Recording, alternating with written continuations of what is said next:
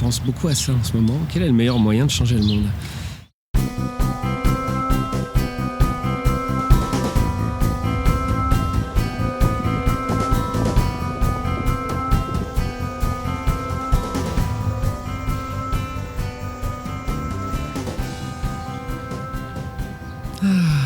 On n'est pas bien là. Dans cette vidéo, je t'emmène à Montpellier. Là, je suis à Montpellier dans un hôtel. J'ai des gens qui viennent me chercher pour m'emmener au hameau de l'Étoile où je vais donner un stage pendant 3 jours. À mes masters praticiens, tu vas découvrir un peu ce qui se passe, l'envers du décor. Il y a moyen que tu apprennes des choses aussi peut-être avec tout ce qu'on va partager durant ce stage. Et puis, je vais te partager, parce que je pense beaucoup à ça en ce moment, quel est le meilleur moyen de changer le monde. Et je vais t'inviter à y réfléchir avec moi et surtout de partager l'outil qui me semble le plus puissant pour pouvoir faire ça, pour pouvoir réaliser ça. La base, l'outil le plus puissant et qui est très très simple à mettre en place, peut-être avec un peu de souffrance parfois.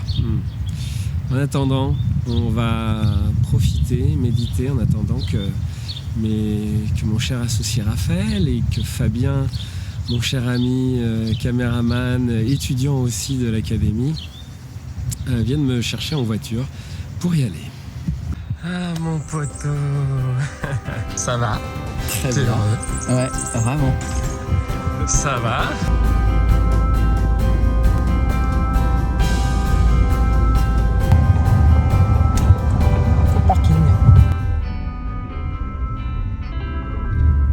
Ah bah, ils nous ont carrément prévu un chapiteau parce qu'apparemment l'établissement est au complet, il y a plusieurs bâtiments, je vais vous montrer tout ça. Et donc on sera bien là, à l'ombre, tranquille dans la nature.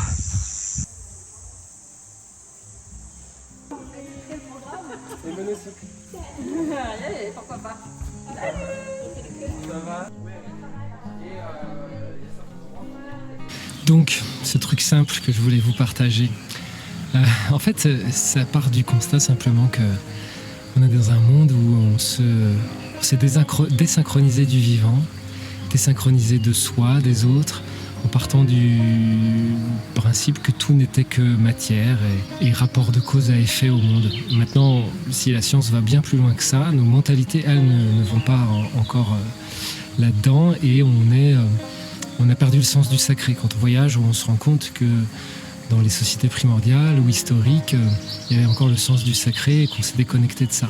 Et moi, toute la mission que je me suis fixée, en fait, c'est de me resynchroniser au vivant pour me guérir et puis ensuite de voir à quel point ça marche. Tiens, si j'ai des lézans, si j'ai des lézans, à me resynchroniser au vivant, parce qu'en fait, quand on voit ce qui a fonctionné chez nous, après on voit les gens galérer. Et on se dit, s'ils savaient, j'aimerais bien pouvoir les aider, mais que s'ils ne me demandent pas d'aide, je ne vais pas l'aider, parce que je ne vais pas faire de la démagogie, et lui imposer une philosophie. Donc au final, je vais parler de ma philosophie sur YouTube, où je vais la transmettre, je vais faire le coach, etc. Et puis on va voir si les gens ensuite ils ont envie d'aller plus loin, je les forme. Et donc, finalement, c'est comme ça que je m'y suis pris. J'ai écrit un livre, je transmets plein de choses, et je vois à chaque fois l'impact que ça a sur le monde. Et une des choses qui a le plus d'impact sur le monde, pour contribuer au monde, pour participer à l'évolution du monde, parce qu'on est d'accord que changer le monde, ça veut rien dire, et que c'est une manière implicite d'évoquer le fait qu'il y ait des choses à changer, et que c'est pour changer des choses positives, mais d'un point de vue positif, mais en fait c'est plus pour participer à une forme d'évolution des consciences. C'est le fait de, quoi qu'il arrive, en toutes circonstances, se considérer comme responsable de ce que j'ai créé, de ce que je vis en fait. Et ça, c'est quelque chose qui est long à intégrer, mais qui redonne énormément de pouvoir personnel. Parce que si je me sens victime de ce que je vis, je trouve pas de solution, je trouve pas de réponse à donner qui soit juste. Je peux pas trouver de solution si je suis une victime. Et ma solution sera juste de me plaindre et de faire monter de la colère. Maintenant, si dans n'importe quel conflit, je sais pas, même avec ma femme, tiens, il y a un conflit avec mon enfant, avec mon patron, avec mon mari, je sais pas quoi, bon, il y a un conflit. Si je me considère 100% responsable de ce conflit, si je me dis pas c'est l'autre, ouais mais regarde il est comme ça, il m'en veut, et en fait je vais trouver en moi qu'est-ce qui fait que je l'autorise à être comme ça, à me mentir, par exemple? Qu'est-ce qui fait qu'en moi, donc quelle croyance, quelle peur, quel besoin, quel désir, quelle compulsion, etc. Et donc je vais tourner le regard vers moi-même, je vais récupérer mon pouvoir personnel et je vais donc pouvoir contribuer au monde et agir.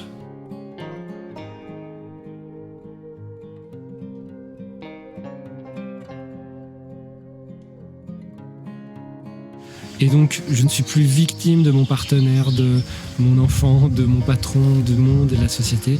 Et là, je deviens créateur. Quand on dit dans plein de traditions qu'on est à l'image de Dieu, c'est ça en fait, justement. Donc ça, c'est un long chemin. C'est un long chemin qu'on fait dans les coachings, dans les formations, voilà. Et là, on est en maître praticien. En maître praticien, ce qui est chouette, c'est qu'ils ont déjà fait un cursus depuis plusieurs mois. Là, ça fait 1 an en fait, qu'on échange et qu'on progresse et qu'on comprend notre responsabilité. Et de fait, il y a une qualité de communication, une qualité d'écoute, une qualité de compréhension, d'intelligence, de conscience que moi, j'ai jamais vue ailleurs. C'est-à-dire, je me sens d'ailleurs tellement chanceux, mais les amis, je sais, vous qui écoutez cette vidéo et qui êtes en master praticien, à quel point je me sens chanceux d'avoir créé des gens avec qui il y a un langage commun. Dans mon travail, moi j'étais chef de chœur, donc ça fait 20 ans que je fais ça, et que je veux plus ça, parce que je veux plus incarner ce rôle-là social. Je veux permettre que les autres deviennent leur propre chef. Donc oui, après, s'il y en a un qui a un peu plus de recul, va permettre de voir. Mais l'idéal, ce serait que cette place-là, cette semaine c'est moi, vas-y, la semaine prochaine c'est toi. Et que je suis parti d'un endroit utopique où je voulais que tout le monde soit autonome d'un coup. Et je dis, ah ouais, en fait ça va être long. Et bah ok, ça va être long. Après les gens me disent, ouais, je sais que t'aimes pas qu'on te dise merci. Je dis, mais non, mais c'est pas ça du tout. C'est juste, ne me redonnez pas tout ce que vous avez donné, c'est vous qui faites le show. Je suis par contre hyper nourri d'avoir participé, d'avoir fait en sorte. Mais dans votre merci, gardez la part qui est juste. Mon personnage, il n'existe pas, c'est une illusion. Et en plus, on a une illusion qu'il est permanent, que comme s'il il était le même Fabien qu'il était hier, qu'avant-hier, etc. Et donc, c'est vraiment un rituel pour s'extraire de cette illusion de la permanence et revenir à l'instant. Je suis nouveau là.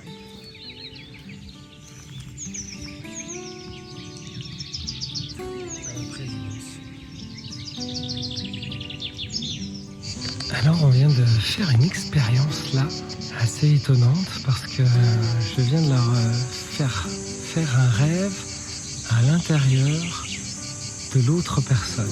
Ils sont en train de débriefer. En fait, on apprend dans une Zen Academy à utiliser le rêve, on apprend à rêver, à se servir du rêve.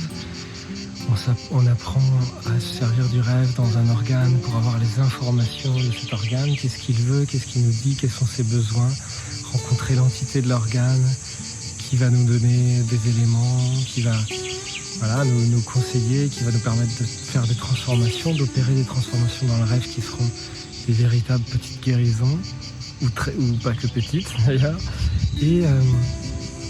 Et donc c'est ce qu'on avait fait jusqu'à maintenant, mais là on est en master praticien et on a exploré le fait de faire un rêve dans l'autre personne. Comme on va expérimenter cet après-midi de faire un rêve dans l'arbre, dans une plante. Et c'est comme ça, figurez-vous, que les chamans qui n'avaient pas accès aux statistiques savaient pour autant que telle plante, que la sauge par exemple, allait servir à telle ou telle chose. Comment ils savaient ça ? Si ce n'est que justement ils rentraient de cœur à cœur avec la plante, ils pouvaient faire un rêve éveillé, donc dans un état modifié de conscience. On rentre dans le yin, dans les profondeurs, dans l'invisible de cette plante, on communique avec l'entité de la plante et on a des informations sur l'entité de la plante, elle peut se rendre utile pour telle ou telle chose. C'est comme ça que faisaient les chamans dans le monde entier, c'est comme ça qu'on a accès à une connaissance qui est universelle. Bon alors Tu veux que je te dise quoi? Et vous? Comment vous changez le monde avec ce que vous apprenez chez Unicel? Déjà, je me change moi-même, c'est déjà pas mal. C'est super. Je crois que j'apprends vraiment à écouter cette petite voix en moi qui devient de plus en plus grande. J'apprends à me détacher beaucoup du regard des autres, ce qui n'est pas encore complètement le cas. Mais j'apprends à regarder ce qui se joue en moi grâce à Unicel, c'est surtout ça. J'apprends à discerner les personnages qui se jouent et si j'ai encore envie de les subir ou si j'ai envie de les choisir, quoi. Voilà. Je crois que c'est ça. Super. Voilà. Merci. En fait, ce que j'aime bien dans ce genre de lieu, c'est que c'est une sorte de hameau, donc ça s'appelle le hameau de l'Étoile. Donc vous voyez, il y a des salles, là-bas il y a d'autres bâtiments, là il y a une piscine, voilà, là-bas il y a le réflectoire, etc. Donc il y a plusieurs salles, plusieurs lieux, plusieurs petits chalets pour habiter, etc. C'est magnifique, c'est un truc de dingue. Et il y a plein de stages, plein de gens qui cohabitent.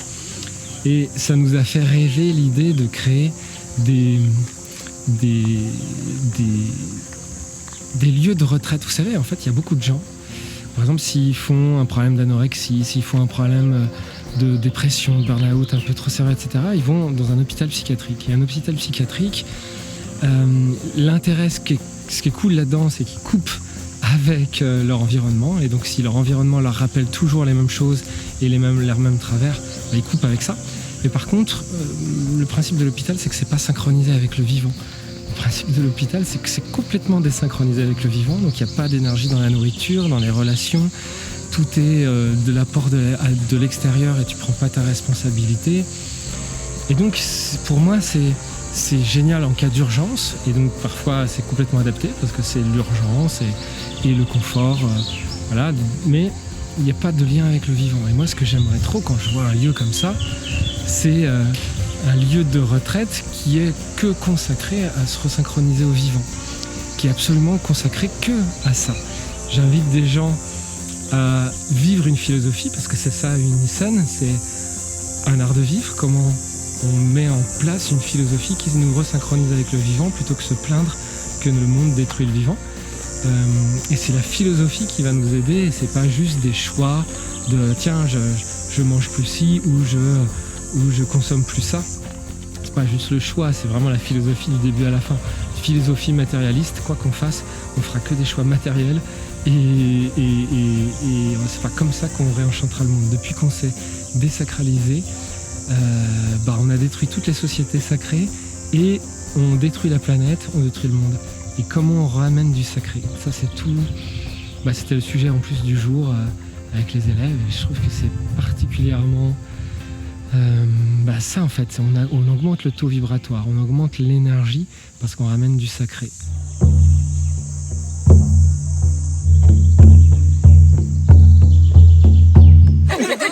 C'est d'abord et avant tout un mouvement. C'est un mouvement qui passe par nous, tous ensemble, et qu'on anime et qu'on incarne. Surtout on incarne ce mouvement, tu vois. Et en incarnant ce mouvement, on change notre environnement. C'est comme ça que je change l'environnement.